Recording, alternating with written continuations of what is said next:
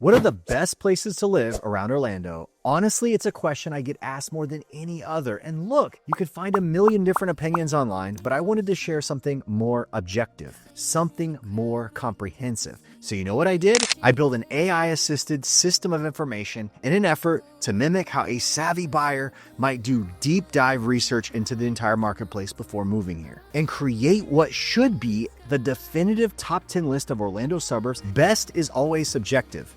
That's the one main reason that I wanted AI to synthesize the pros and cons for all of these areas so that you can rank these yourself based on you and what you actually love in a community that you're choosing. And by the way, if you already live in Orlando now, jump down in the comments and help me with your top 5 or top 10 list. Now, with all that out of the way, let's get into it. Orlando's top 10 suburbs according to the AIs.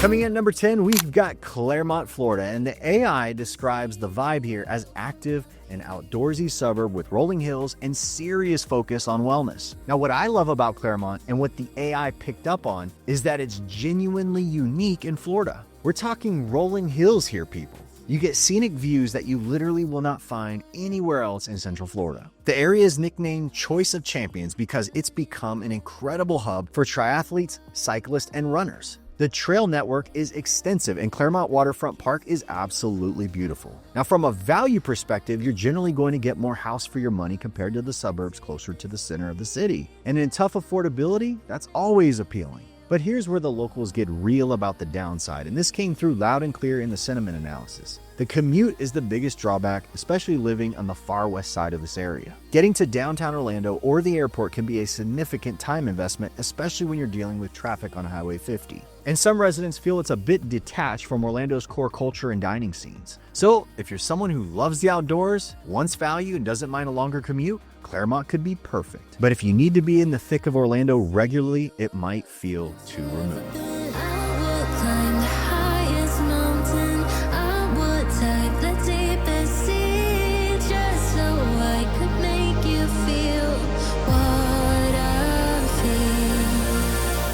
At number 9, we have Celebration, the picture-perfect Disney design town where literally everything is curated. The research tool really picked up on what makes Celebration special. We're talking master plan perfection here. The downtown area is incredibly walkable, the parks are pristine, and the architecture is bright, beautiful, and cohesive. Everything here is meticulously maintained. It's extremely safe with a strong sense of community. Think frequent town events, farmers markets, holiday celebrations, and if you work for Disney or you're a Disney enthusiast, the proximity is unbeatable. But here's where the local feedback we talked about gets interesting. Residents often describe a bubble effect, where some people feel like it's too manufactured, like it's like living in a movie set. And some say it can feel isolated from the real Orlando experience. Now, the HOAs are going to be strict, and that aesthetic perfection comes at a cost. And because the charming downtown is also a tourist destination, that can also be somewhat of a negative for residents who just want to live and enjoy their daily lives. Now, I think Celebration is fascinating, but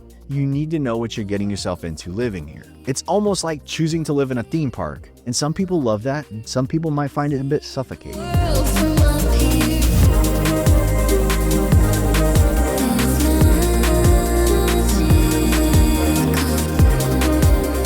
Number 8 on our list is Dr. Phillips, the established upscale foodie hub with unbeatable access to entertainment. This is where the research tool really nailed something important.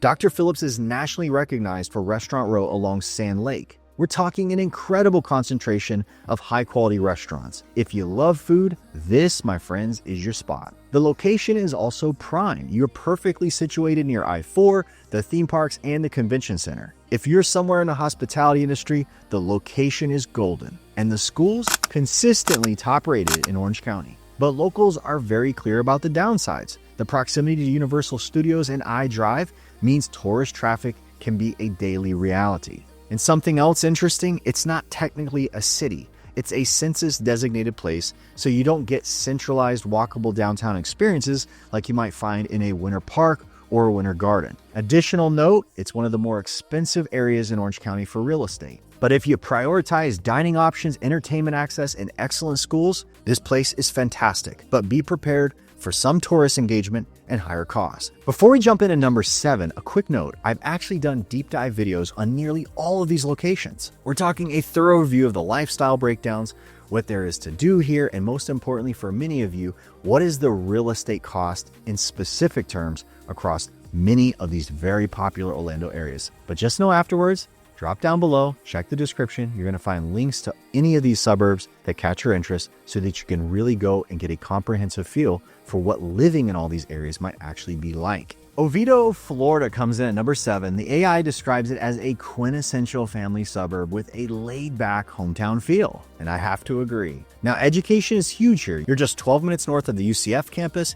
You're very convenient to excellent private school options. What's also great about Oviedo is located in Seminole County, which has one of the best public school reputations for the entire state of Florida. And that's huge for families. There's an abundance of parks, there's trails like the Cross Seminole Trail, and a really strong sense of community. And here's a fun fact. Up until recently, Oviedo was famous for having chickens that roamed around freely near its historic downtown district. Now, earlier this year, they were, quote, humanely relocated, according to the news, but it helps you understand what this place carries in its quirky, memorable character that people love. But the downsides, the commute to downtown Orlando can be challenging when the highways get congested. And while Oviedo is somewhat growing, residents note the nightlife and high-end dining options are a bit more limited compared to other top suburbs. It's a bit of a sleepy feel, which is perfect for some people and limiting to others. And Oviedo is ideal if you're prioritizing family life, great schools, and a genuine community feel, but maybe not the best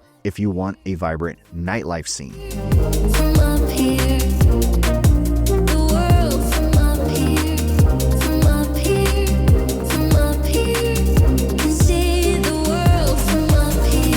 Next, Lake Mary takes number 6 on our list, and the AI characterized it as a clean, safe, corporate-focused suburb of Seminole County. Now, Lake Mary consistently ranks as one of the safest cities in Florida.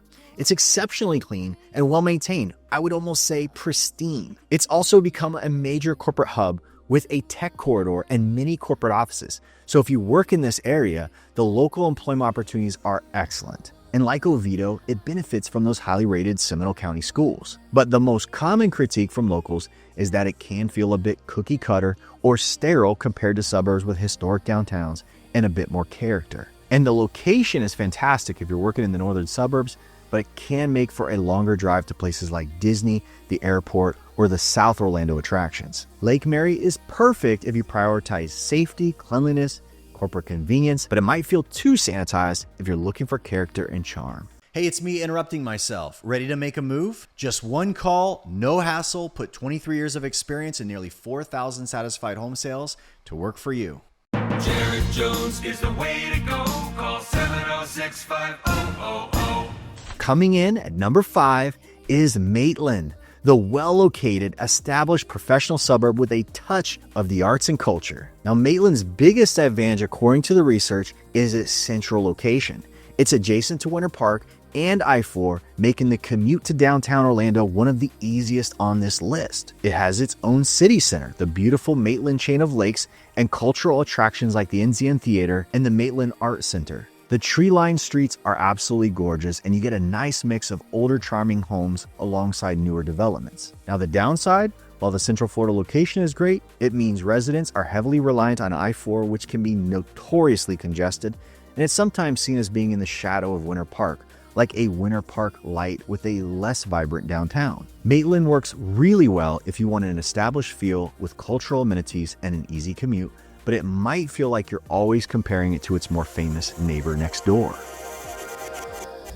I'm a drop in the ocean, just a face in a crowd waiting to be seen. Big dreams set in motion, I wanna go where no one's ever been. At number 4, we have Windermere, the exclusive old money enclave defined by lakefront luxury and privacy. The Butler chain of lakes is a premier attraction here. We're talking pristine lakes offering unparalleled boating, fishing, and waterfront living. Windermere is well known for its luxury estates, famous residents, and its quiet, private atmosphere. The schools here are A-rated and among the most sought after in all of Central Florida. But according to research, we have to be real about the barriers. It's one of the wealthiest zip codes in Florida, so affordability is going to be a major obstacle for most people. Locals also frequently complain about heavy traffic on the 2-lane roads, particularly Conroy Windermere Road. Also, the actual downtown of Windermere is very small and quaint with limited shopping and dining options. But Windermere is incredible if you can afford it and you prioritize luxury, privacy, and lakefront living. But it's definitely not going to be accessible to most buyers. Gotta say, I'm genuinely impressed with this list. Now, allow me to share a little bit about the science behind how we came up with this, and then we're going to jump into the top 3. The AI-assisted, crowdsourced research engine based its scoring on 5 core pillars. Number 1, lifestyle and amenities were 30% of the score. We're talking quality of local parks, restaurants, shopping, community events, and unique local character that makes these places special. Second pillar to score was education and the family factor at 25%. Third was real estate and the home values at 20%. These are going to be based on value trends, housing stock quality, and overall cost of living. Fourth is safety and location at 15%. We're talking crime statistical analysis, commute times, and access to top roadways. And finally, we had local sentiment score at 10% of the mix, where AI would actually synthesize thousands of comments, reviews, and discussions from top online platforms in order to generate this score. Now, friends, there's a bonus metric as well where AI actually reviewed how many times people went online to actually search to find homes in these different areas. All right, Lake Nona takes the number 3 spot. What is fascinating, AI describes it as a futuristic, wellness-focused city of tomorrow built on innovation and technology. Lake Nona is a global destination for medical care, research, education, and provides a really strong high-tech economic base. The infrastructure is modern. We're talking gigabit internet standard in homes, autonomous shuttles, and a focus on sustainable modern design throughout. Everything here is new. The community engagement is incredible with constant events, a vibrant town center, and amenities like the USTA National Campus. The cons? Because everything is new and a part of a master plan, some residents feel it lacks that organic character and soul that our older suburbs have. And the communities here are, of course, governed by strict HOAs. And while it's fantastic for airport access, it can feel a bit disconnected from the rest of Orlando. The commute downtown at times can be long. But Lake Nona is amazing if you want cutting-edge amenities and modern lifestyle, but it can feel too manufactured if you prefer places with established character.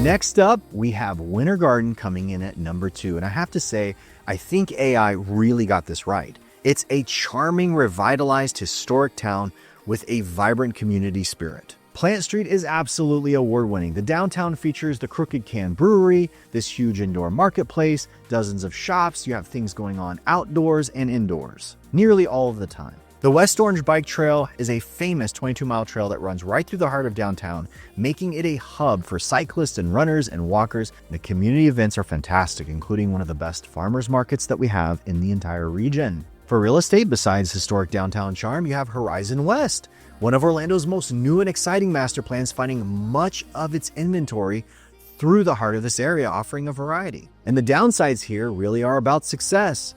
The area's popularity has caused our real estate prices and rent to rise significantly in recent years. The downtown area can feel very crowded, especially on weekends. And while the historic core is fantastic, the surrounding areas are experiencing rapid development and traffic growth. Winter Garden is incredible if you want the perfect mix of historic charm and modern amenities, but be prepared for crowds at times and some rising cost. And my friends, we are down to the coveted number 1 spot, which AI awarded to Winter Park, calling it the quintessential gold standard, a sophisticated, beautiful, and cultural hub. Why? Winter Park has unbeatable charm. We're talking brick paved streets, massive oak trees, the scenic chain of lakes, and upscale boutiques and cafes along Park Avenue. It's home to Rollins College, the Morse Museum with the largest collection of Tiffany glass, and multiple theaters and galleries. It's genuinely the cultural heart of Central Florida. The core is highly walkable. The proximity to downtown is perfect for commuters. But here comes the reality check. Guess what it is?